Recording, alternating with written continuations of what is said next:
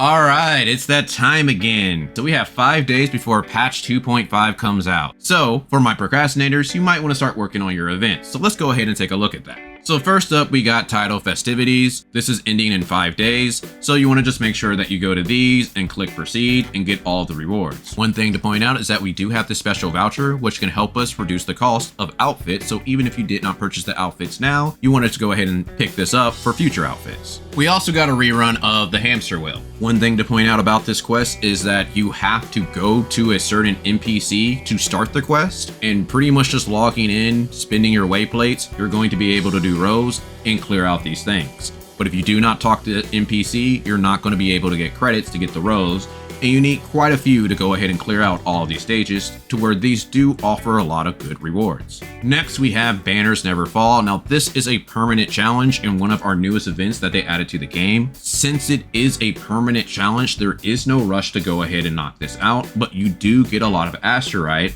as well as modifiers, so you might want to go ahead and try to knock it out. It's pretty simple to do this. Basically, you just want to kind of go in order. So you're going to start with zone 1, going to go to banner 1, banner 2, banner 3, and you're going to level up your characters as you go along the way. Then eventually you make yourself to zone 2, do 5, 4, 6, and if you keep doing it in that order, you should be able to go ahead and knock through most of this event, getting all the good rewards. One thing to go ahead and point out about this quest is that there are small chests in the areas to where you can get some extra asterite. And one way how you're able to search for these is by pressing track in the area. This will help locate the chests that you were not able to find. And you can simply press proceed and teleport close to those, and then just go track them down. Next, we have the Virtual Crisis Frontier Trials. Now, this one is an event that will go away soon, so you want to make sure that you knock this out. Now, if all you care about are the rewards, this is very simple to do. If you're able to get at least 12 stars on all of these levels, you should have enough to clear out the shop. And even if you're brand new to the game, the trial resonators that they give you should be enough to at least get you 12 stars. But one thing I will mention, that if you are trying to get 37 stars on all of these and you're having difficulty on a level, one thing I recommend that you do is use Carlotta. She trivializes most of these mechanics.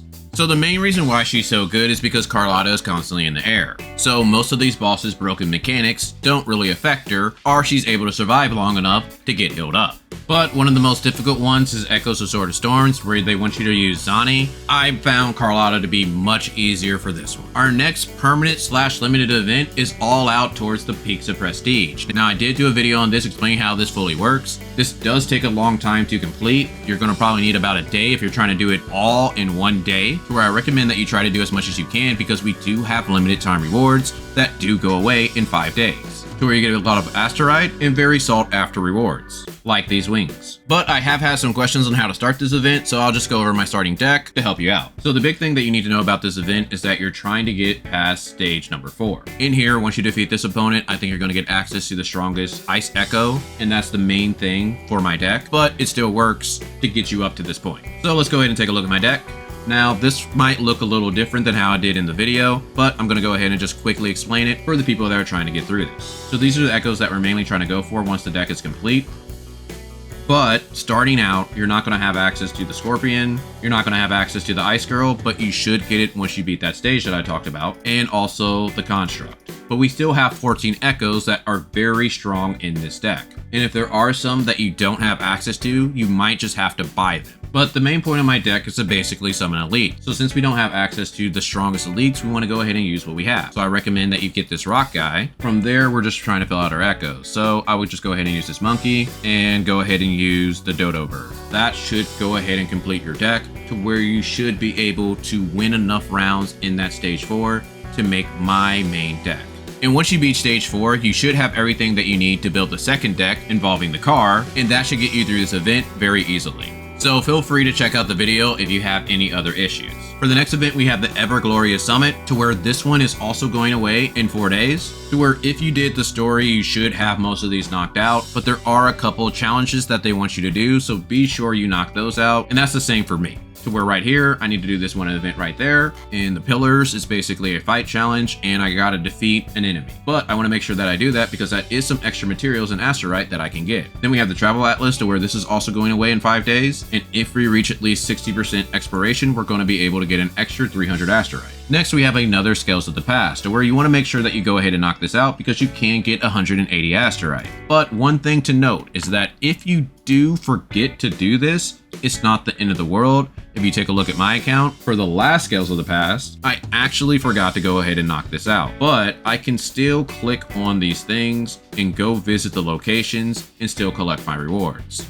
But I don't recommend what I did, and I would just quickly knock these out because they shouldn't take you very long to do. We also have a daily event, the Bountiful Crescendo, to where if you are going for Lollo, you want to make sure that you're going for her materials. Where we saw in the live stream today what she's going to need, so you can go ahead and start preparing materials for her. So most people are probably not going to have the skill mat, so I recommend that you use your double drop chance on the skill mats. But if you happen to already have her skill mats, then you might want to consider using it on shell credits, or resonance potions, or weapon experience, depending on what you're going to get, because those also have a double drop chance as well. Then we have Gift of Applause. It's a login event. Just make sure that you've logged in at least 7 times before it goes away in 5 days. Then we have the outfits for Change Lee and Carlotta. One thing to note is that you want to do the trial so that way you can get 20 asterite. And these things will cost more money once this patch ends. So if you do plan to get one of their outfits, I recommend that you buy it before the patch is over. Next we have Dreaming Deep, which is also a permanent event, but there are some limited time rewards, so make sure that you do those.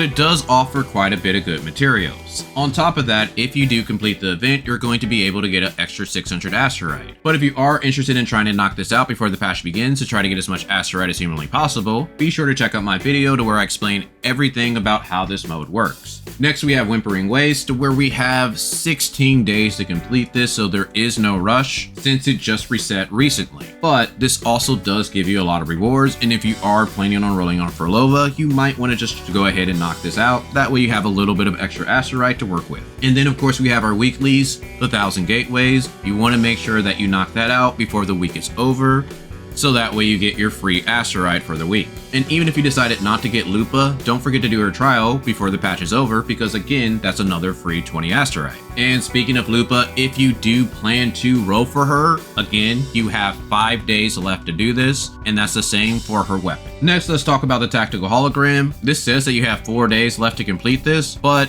these never go away, so you can do these anytime at your leisure, so you do not have to hurry up and get this. But again, these are free resources, and you can get some asterite for clearing these challenges. So if you're trying to get as much asterite as humanly possible, you might want to try to knock some of these out. One thing to take note of is the hazard zone. If you're like me, you might have not been paying attention when this resets, so you have less than 3 days to go ahead and knock this out. So I recommend that you try to knock this out this weekend, so that way you don't miss out on quite a bit of asterite.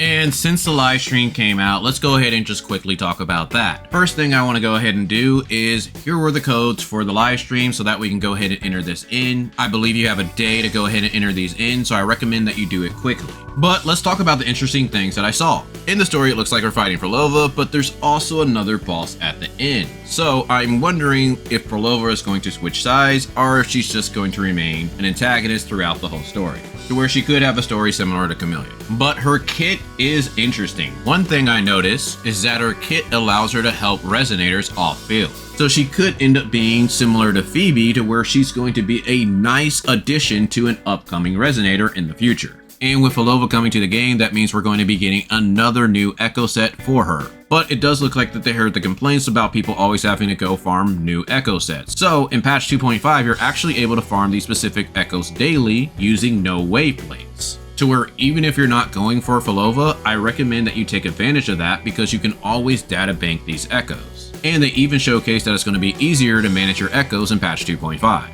We are also getting quite a few reruns next patch, with the first one being Rocha alongside Lollo, so there's a good chance Rocha's going to work really well with Lollo.